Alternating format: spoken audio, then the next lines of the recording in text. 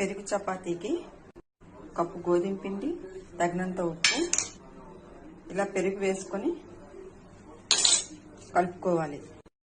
పెరుగు ఇష్టం లేదు అనే వారికి, పిల్లలకైనా పెద్దవారికైనా చపాతీ చేసి పెట్టడం వల్ల 10 నిమిషాల పాటు ఇలా ఉంచాలి. ఇప్పుడు చిన్న చిన్న ఉండలుగా చేసుకోవాలి. ఇలా చపాతీలాగా చేసుకోవాలి. ఇలా పాన్ వేడెక్కింది కదా, చపాతీని వేసుకోవాలి. ఒకవైపు వేగింది, రెండో వైపు తీసుకోవాలి.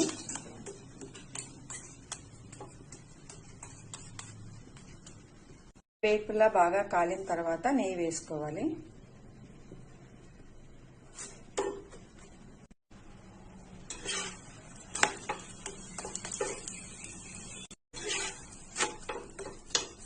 రెండు వేపులా కాలింది కదా, ఒక ప్లేట్కి తీసుకోవాలి.